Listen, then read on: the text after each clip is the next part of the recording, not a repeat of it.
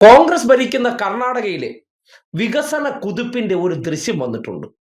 പാലോന്നൊക്കെ പറഞ്ഞ കേരളത്തിലല്ല, അങ്ങ് കർണാടകയിൽ ക്ഷേത്ര ഉത്സവത്തിന് ആ വികസനത്തിലൂടെ ഘോഷയാത്ര കടന്നുപോയി. ബാക്കി ദൃശ്യം നിങ്ങളോട് സംസാരിക്കും. മംഗലാപുരം മുഡ്ബിദ്രിയിൽ പാലം തകർന്നു വീണ അപകടം. ക്ഷേത്ര ഘോഷയാത്രയ്ക്കിടെയാണ് നടപ്പാലം തകർന്നു വീണത്. 8 പേർക്ക് പരിക്കേറ്റു.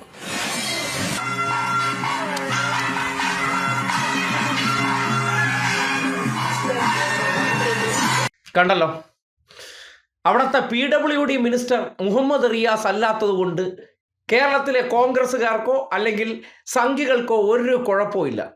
ഇവിടെ എങ്ങാനും ആയിരുന്നെങ്കിൽ ഇനിയിപ്പോൾ റിയാസിന്റെ തോളിൽ ചെന്ന് കയറായിരുന്നു.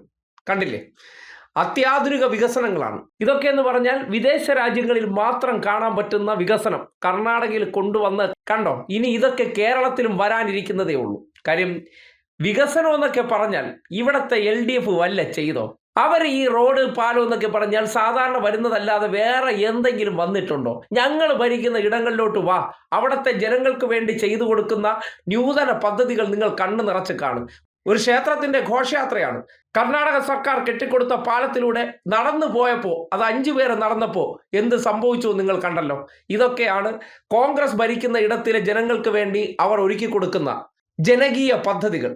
ഈ പദ്ധതികളൊക്കെ വെച്ചിട്ടാണ് കർണാടക കണ്ടില്ലേ, നിങ്ങൾ ഹിമാചൽ പ്രദേശ് കണ്ടില്ലേ, രാജസ്ഥാനിൽ കണ്ടില്ലേ എന്നൊക്കെ തള്ളി മറിക്കുന്നത്.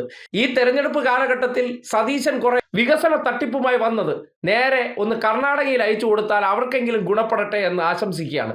പുതിയ കാലഘട്ടത്തിൽ കർണാടകയിലൂടെ ഒരു ഘോഷയാത്ര കടന്നു പോകണമെങ്കിൽ പോലും മനുഷ്യന് ഇൻഷുറൻസ് എടുത്ത കുടുംബത്തിന് 10 പൈസ കിട്ടുന്ന ഒരു അവസ്ഥയുണ്ടാകും. ഇതൊക്കെയാണ് നമ്മുടെ നാട്ടിലെ നാക്കുകൊണ്ടുള്ള തള്ളലിനപ്പുറമുള്ള റിയാലിറ്റികൾ.